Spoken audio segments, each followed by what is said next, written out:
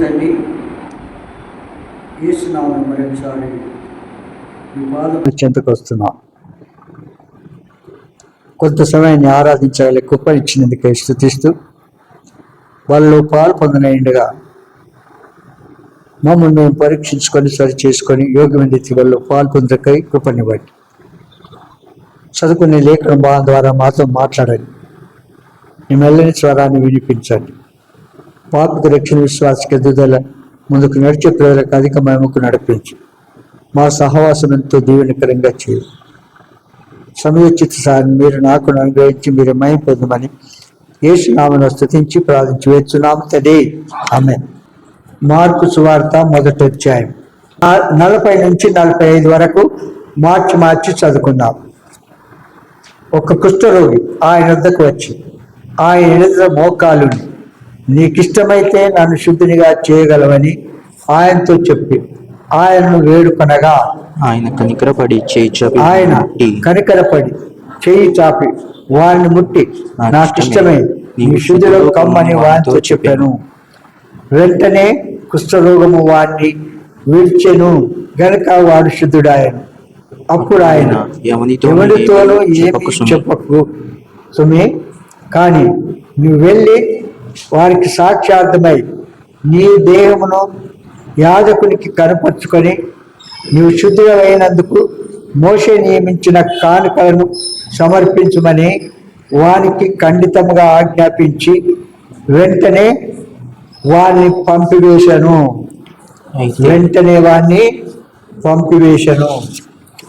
ఈ కొత్త విషయంలో కొన్ని విషయాలు మనం చూస్తూ వచ్చినాం. గత 2 వారాల నుంచి చూస్తూ వచ్చాం. కుష్టు చాలా మోసకరమైంది అని మనం చూసాం. చాలా మోసకరమైంది. కుష్టు వ్యాధి పాపమునకు పోల్చుకుంటూ ఉన్నాం. కనుక కుష్టు చాలా మోసకరమైంది అంటే పాపి అయిన మానవుడు తమ పాపలు కప్పుకొని దీర్ఘకాలము అపాయంలో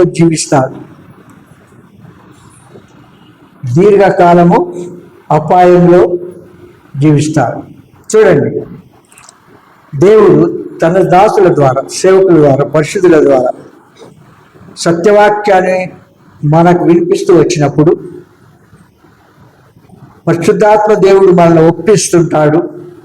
కానీ ఆ రహస్య పాపాన్ని, లోపల కొనసాగుతున్న పాపాన్ని ఆ విధంగానే ఉంచుకొని తమ తీర్మానాన్ని పొడిగించుకుంటారు, వాయిదాలు వేస్తారు. కానీ మారు మనసు పొందేవారు కానే కాదు.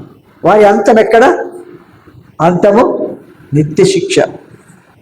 కనుక కుష్టు చాలా వ్యాధి ఎట్లు మోసకరమైందో పాపము కూడా అంత మోసకరమైంది. రెండవది, కుష్ఠము వ్యక్తిని దూరపరుస్తుంది. కుష్ఠం ఏం చేస్తుంది? వ్యక్తిని దూరపరుస్తుంది. ఇది చాలా మీకు ఇదివరకు చెప్పినాను. ఒక వ్యక్తి 28 సంవత్సరాల వరకు లోపల కుష్టు కలిగి ఉన్నాడు. ఆ కుష్టు చివరికి ఏం జరుగుతుంది? 28 సంవత్సరాల తర్వాత ఆ ముఖపు వైఖరి, కాళ్ళు చేతులు చీమ రక్తంతో కారుతున్నవి, ముక్కు కూడా వికారంగా చేసేసి ఈ క్రిములు మరి లోపల కొరికి పారేస్తాడు కుష్ఠరోగికి. అది వెంటనే జరగదు, బయటికి రాదు, కొన్ని సంవత్సరాల లోపల ఉంటుంది. ఆ విధంగానే పాపి అయిన మానవుడు అంత కొందరు తీర్మానము చేసుకున్న వారి క్రియలు, వారి పాపము వారిని దూరం చేస్తుందనే సంగతి సమాజం యువత ఒప్పుకోరు. అందుకే ఇక్కడ ప్రతి కుష్ఠరోగిని పాలెముల నుండి వెలివేయవలెను. ఎక్కడి నుండి? పాలెములో నుండి వెలివేయవలెను. దేవుడే స్వయంగా చెప్తున్నాడు. ఈ కుష్ఠరోగంతో ఉన్నటువంటి వ్యక్తిని మరి సమాజంలో ఉండకూడదు, కుటుంబంలో ఉండకూడదు, భార్య పిల్లలతో ఉండకూడదు, మరి ప్లేట్ వేరు, బిస్టర్ వేరు, పాల అన్నిటికీ వేరు. దేవుడే చెప్తున్నాడు ఆ మాట. చూశారా? సంఖ్యాకాండం 5వ అధ్యాయం మొదటి 4 వచనాలు చదవండి. మరియు యెహోవా మోషేకి ఇలా చూడండి, ప్రతి కుష్ఠరోగిని, శావం గల ప్రతి వారిని శవం ముట్టుట వలన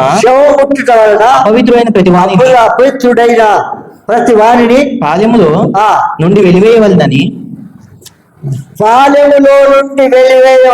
ఇశ్రాయేలుకు ఆజ్ఞాపించుము.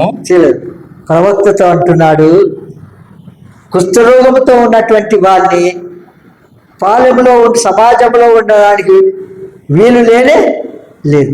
పాలెము వెలుపలికి పంపించేసి అంటున్నాడు దేవుడే. కనుక ఈ పాపము కూడా మనం ఏం చేస్తుంది? పాపం కూడా సమాజంలో ఉండనివ్వకుండా కొంతకాలం వరకు దాన్ని కప్పిపెట్టినట్టుగా ఉంటాం. పాపము పరిపక్వమై మరణాన్ని కట్టాలనే సంగతి మనం మర్చిపోతున్నాం. ప్రభు మనం ప్రేమించి మనతో మాట్లాడుతూ మన నిజస్థితిని తెలియచేస్తూ ఉంటే మనం ఏం చేస్తున్నాం? కప్పి పెడుతున్నాం. అది పాపన కుస్తు. ఇంకేమంటాడు? నేను నివసించుచుండు వారి పాలెమును వారు అపవిత్రపరచుకున్నట్లు.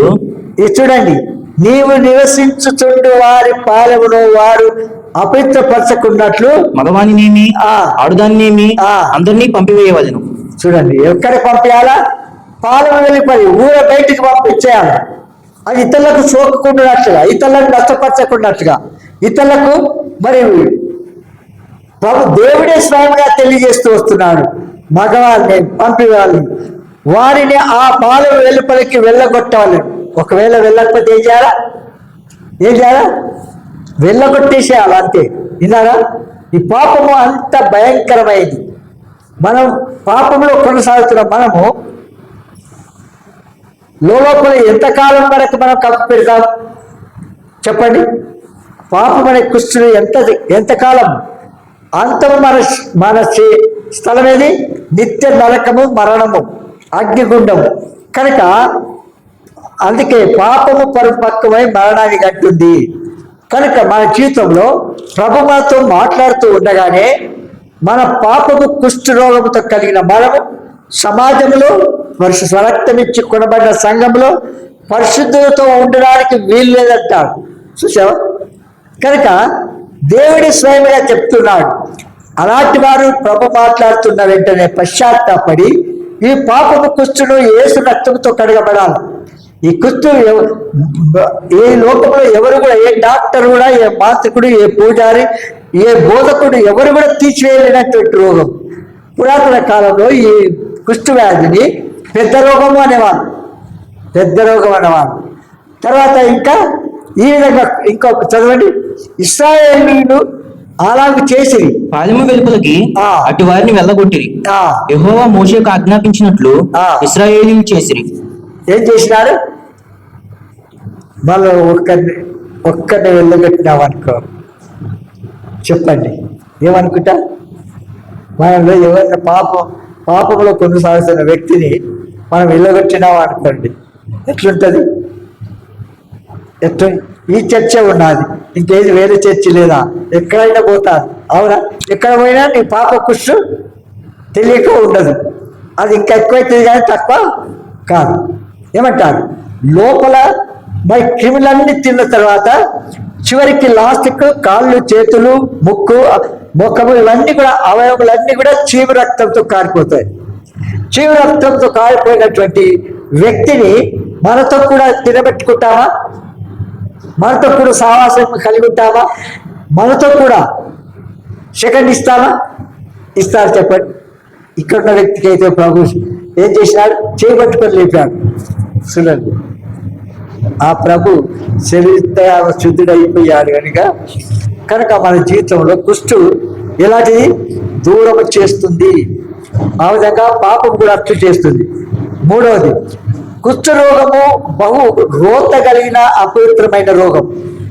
అవస్థనమా? కుష్ఠరోగము బహు రోత గల అపవిత్రమైన రోగం.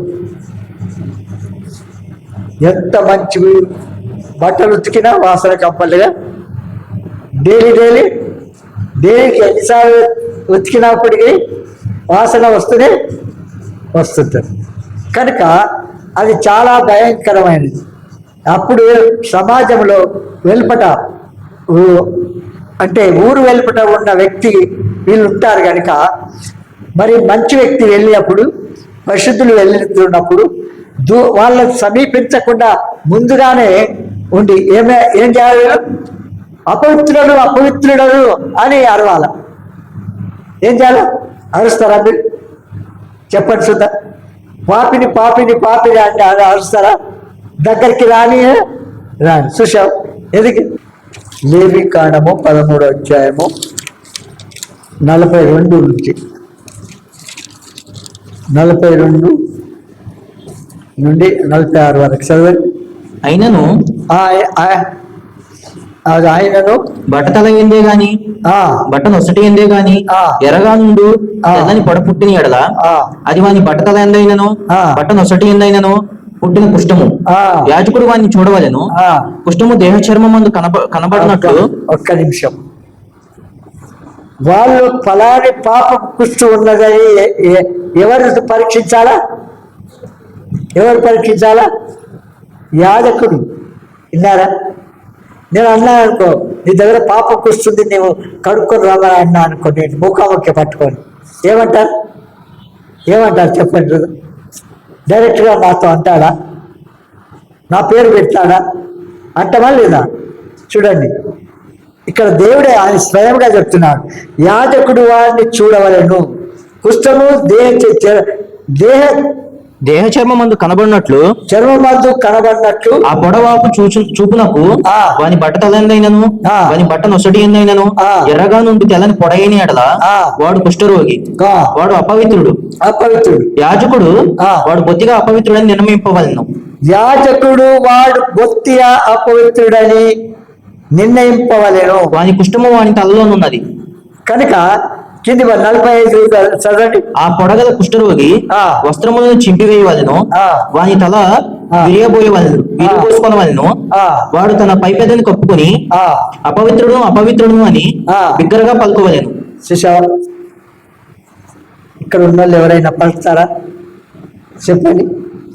పాపము లోపల ఉన్నాను. తర్వాత నేను బాప్తిసం తీసుకున్నా, నేను మారు మంచి పొందినా, యేసుప్రభువు రక్షకుడు అంటాం. కానీ బాప్తిసం ఎందుకు?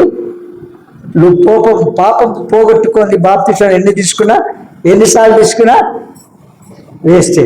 ఎందుకంటే బాప్తిసం మనల్ని రక్షించదు. పాపిని గ్రహించాలా, పాపములు ఒప్పుకోవాలా, పాపములు విడిచిపెట్టాలా. యేసు నా పాపముల కొరకు భూలోకంలో జన్మించాడు, నా పాప శిక్ష శిలువలో భరించాడు, నా కొరకు రక్తమంతా కార్చి చనిపోయి సమాచారం తిరిగి లేచాడు, నేను నమ్ముతున్నానని చెప్తే అలాంటి వారిని రక్షిస్తాడు. నమ్మని వారికి శిక్ష తప్పకుండా ఉంటుంది. కనుక ఒకరోజు రాకపోయినా ఒకరోజు తప్పకుండా ఉంటుంది. కనుక ఇక్కడ అంటాడు కానీ ఆ పొడ వానికి కలిగి దినవలంగి వాడు అపవిత్రుడై ఉన్నను. అమ్మా, ఆ కూర్చున్నన్ని దినాలు వాడు అపవిత్రుడుగానే ఉంటాడు. వాడు అపవిత్రుడు కనుక ప్రత్యేకముగానే నివసింపవలెను. వాని నివాసము పాలెమునకు వెలుపల ఉండవలెను. చూసావా? వాని నివాసం ఎక్కడ ఉండాలా? పాలెము వెలుపల ఉండాలి. పాపి అయిన మానవుడు అట్లుంటాడా? చెప్పండి. కనబడకుండా బుర్క కప్పుకున్నట్టుగా కూర్చుంటాడు. చివరికి వారి పాపం వారిని పట్టుకుంటుంది. అవునంటారా? ఎవరి పాపము శిక్ష వారు అనుభవిస్తారు. 4వ పాయింట్, కుష్ఠరోగము దుర్వాసన గలది. అవునా? కుష్ఠరోగం ఎలాంటిది? దుర్వాసన గలది. ఈ దుర్వాసన పోవాలంటే క్రీస్తు రక్తముతో మనం కడగబడి పరిమళ వాసనగా చేయబడాలి. దేవుని యొక్క ఉద్దేశం. దుర్వాసన వెళ్ళాలంటే, పాపపు కుష్టు వెళ్ళాలంటే, ఆ వాసన మనకు ఉండకుండా వెళ్ళాలంటే క్రీస్తు రక్తముతో మన పాపాలు కడుక్కోవాలి. పాపినని గ్రహించి పాపములు ఒప్పుకొని పాపములు విడిచిపెట్టాలి. పరిమళ వాసనగా మనకు కావాలంటే మనం క్రీస్తును రక్షకుడుగా దేవుడుగా అంగీకరించాలి. పైన భక్తి చేయడం కాదు. పరలోకంలో ముగిత కూడా ఉండడానికి భూలోకంలో మన తీర్మానం ఎట్లుండాలా? నా దేవుడు రక్షించినా రక్షింపబోయినా రాజా నీ దేవుడికి నీ ప్రతిమకు మేము మొక్కమైన సాక్ష్యం, అలాంటి గట్టి సాక్ష్యం కలిగి జీవించాలి, అలాంటి విశ్వాసం కలిగి జీవించాలి, అలాంటి ప్రార్థనా జీవితం ప్రభు కొరకు అతిసాక్షులు కావడానికి వెనుకాలని భక్తి నీవు నేను కలిగి ఉండాలి. ఉన్నదా చెప్పండి, ఉన్నదా? క్రీస్తు పరిమళ వాసనకు మన కొరకు తను తాను అర్పించుకున్నాడు. అవునంటారా? క్రీస్తు పాపపు వాసనతో ఉన్న మనలను పరిమళ వాసనగా మార్చడానికి మన కొరకు ఆ ప్రభు శిలువలో అప్పగించుకున్నాడు. రక్తమంతా కాల్చు. యేసు రక్తము ప్రతి పాపమును కడిగి పవిత్రులుగా చేస్తుంది. ఇంకా ఎవరైనా మీరు పాపలు కడుక్కోకపోతే, మారుమంచు పొందకపోతే ఈ దినమే ప్రభు మనతో మాట్లాడుతున్న వెంటనే వాటిని ఒప్పుకొని విడిచిపెట్టాలి. యేసు రక్తంతో కడగబడాలి, పరిమళ వాసనగా మనం చేయబడాలి. 5వది, కుష్ఠరోగము శాపముతో కూడినది. కుష్ఠరోగము శాపముతో కూడినది. ఇక్కడ యూదారాలైన ఉజ్జయి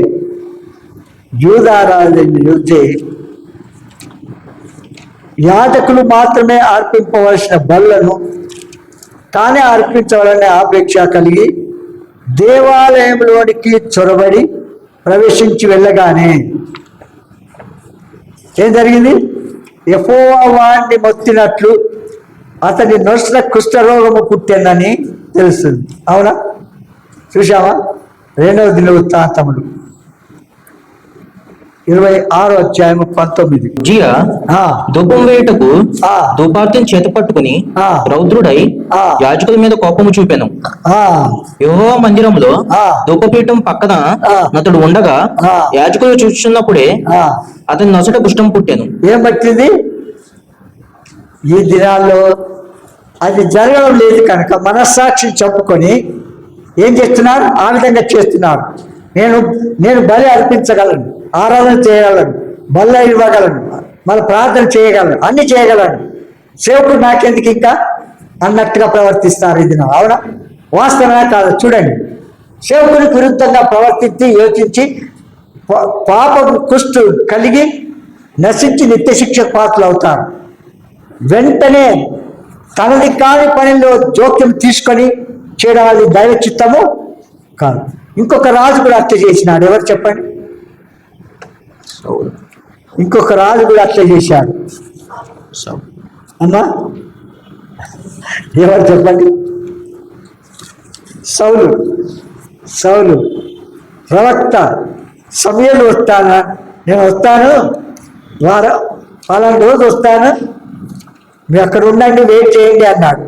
బలిపీఠం దగ్గర ఉండి ఆయన కొద్దిగా రాక లైట్ అయితే ఏం చేసినాడు? సాహసించి తానే అర్పించాడు. చూడండి, 2-3 సార్లు తప్పు చేసినాడు. ఇది ఇంకో తప్పు. విన్నారా? అర్పిస్తే ఏం జరిగింది? ఎంత ప్రతికూల పరిస్థితి ఎదుర్కొన్నాడు. నీవు పాపం చేసినందుకు ఇశ్రాయేలు ప్రజల నుండి రాజుగా ఉండకుండా ఆయనకు బదులుగా దావీదు ఏర్పాటు చేసుకున్నాడు. కనుక ఎవరు చేసే పని వారు చేయాలి, కానీ అంతా నాకొచ్చు అని విరవీగి మనసాక్షి చెప్పుకొని పాపం చేస్తే దేవుడు మొత్తాడు, మనుషులు కాదు. మనం చేయవలసింది ఏమి ఉండదు. కనుక యెహోవా వాణ్ణి మొత్తినట్లు నొసట కుష్ఠము పుట్టెను. ఆ విధంగా ఇంకొక చూశాము. మిరియాము కూడా ప్రవక్తను ఏం చేసింది?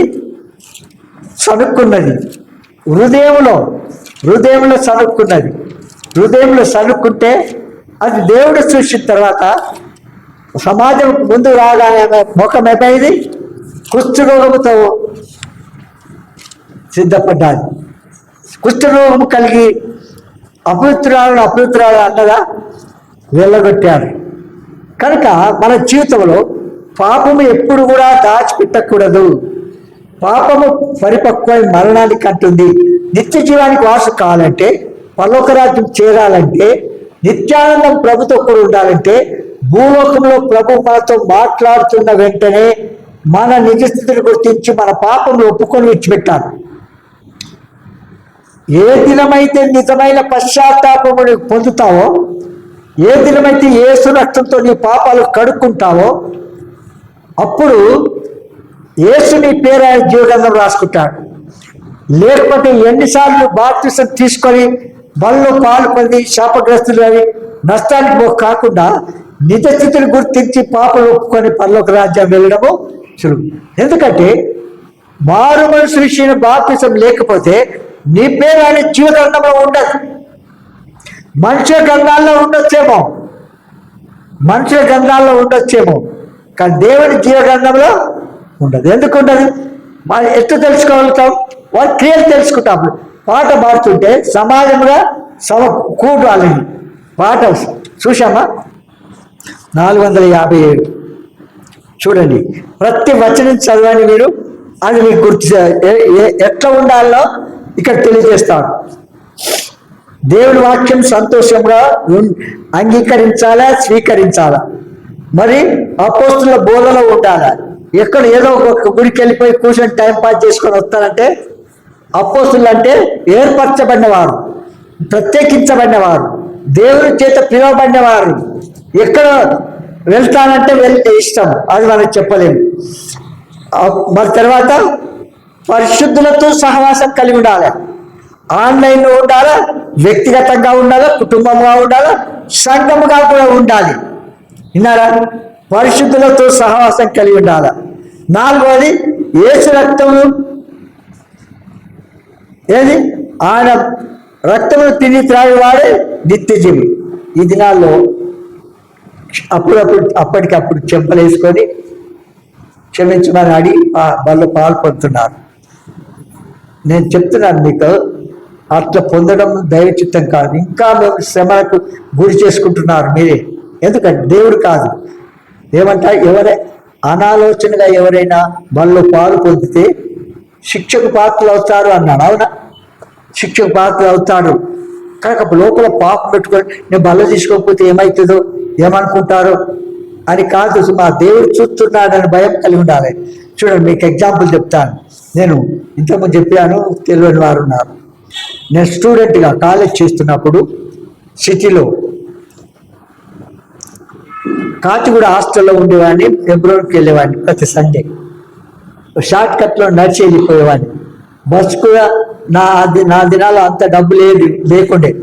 స్టూడెంట్స్ పాసులు అవన్నీ తీసుకుంటున్నారు, నా దగ్గర లేని కారణం బట్టి నడిచి వెళ్ళిపోయేవాడిని. అందరికన్నా ముందు వెళ్ళిపోయి కూర్చునేవాడిని. వెళ్ళిన తర్వాత 1 సంవత్సరం దాదాపు 1 సంవత్సరం బలలో పాలు పొందలేదు. ఆ టైంలో నేను ప్రభుత్వం ఎట్లున్నాను తెలుసా? ఆ మంచు గడ్డికి మంచు ఎట్లా అత్తుకుంటో అంత శ్రేష్టంగా, నమ్మకంగా, పవిత్రంగా జీవించాను. చెప్పగలుగుతారా ఆ మాట? మీరు చెప్తారా? చెప్పండి చూద్దాం. సాధ్యమా?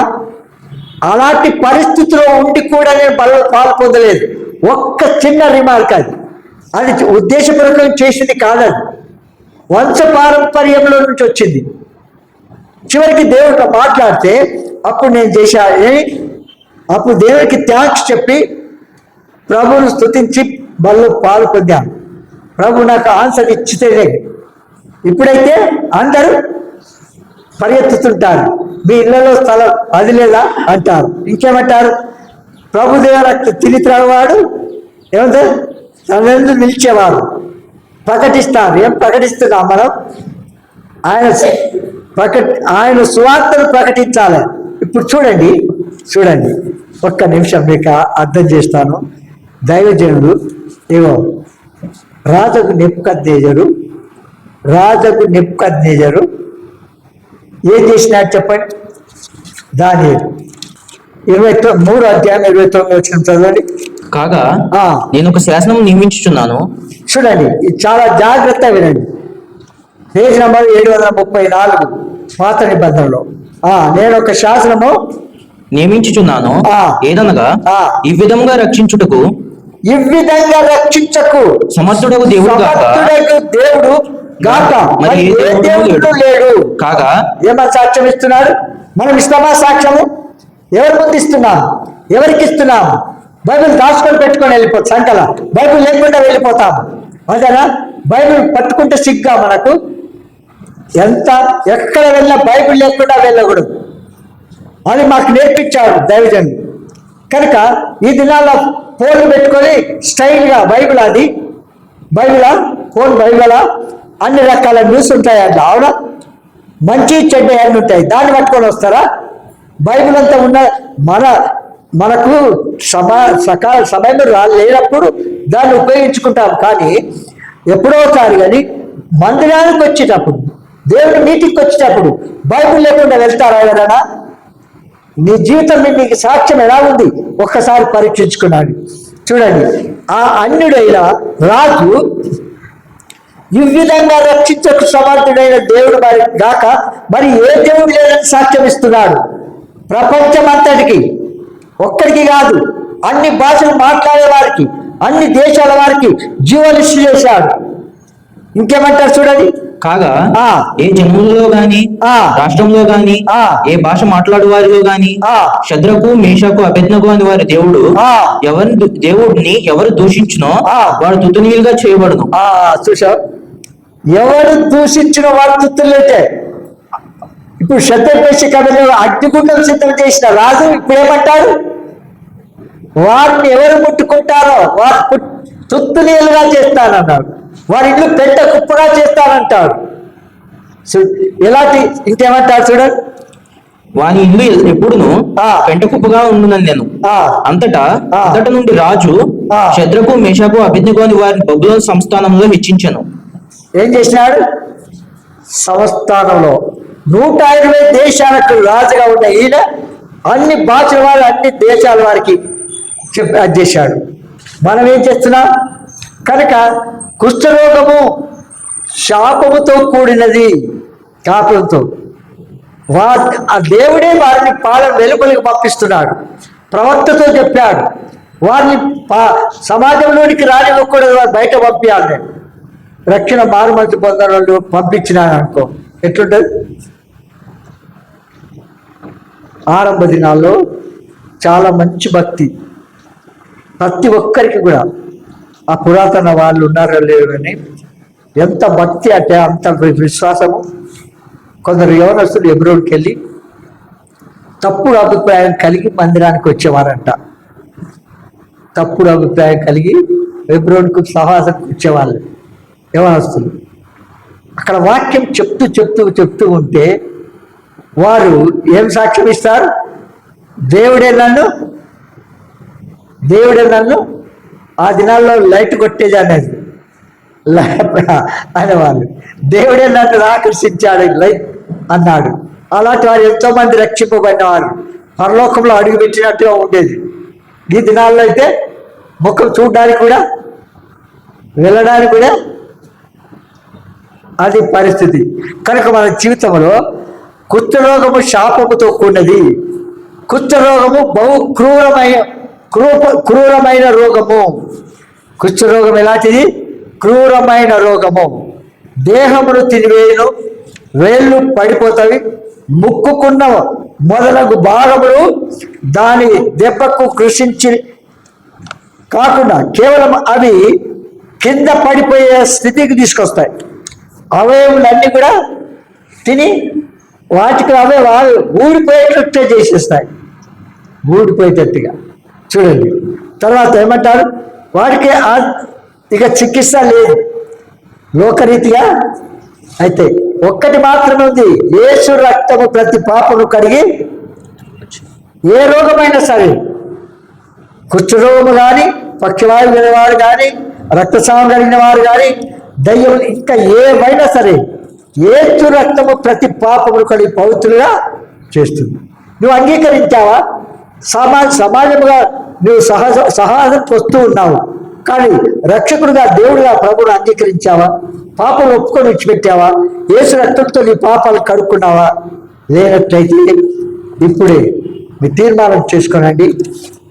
ప్రభు మీకు క్షమించి నిత్య జీవానికి వారసుగా చేస్తాడు. ప్రార్థన చేసుకుంటాం. ప్రియతండి, యేసు నామమున మరొకసారి ప్రార్థనకి వస్తున్నాం. ఇంతవరకు మీరు కాపాడి చేస్తూ వచ్చిన మేలు స్తుతిస్తూ మానవ దుబాటవిత్తమనే వాక్యానికి పరిశుద్ధాత్మ కార్యము లోతుగా జరిగించు. పాపికి రక్షణ విశ్వాస ఎదుగుదల ముందుకు నడిచే ప్రజల అధిక మహిమకు నడిపించు. వాళ్ళు పాలు పొందనైనగా నీ సన్నిధి తోడు వచ్చి నడిపించు. యేసు నామమున స్తుతించి ప్రార్థించి వేడుచున్నాము తండ్రి. ఆమేన్.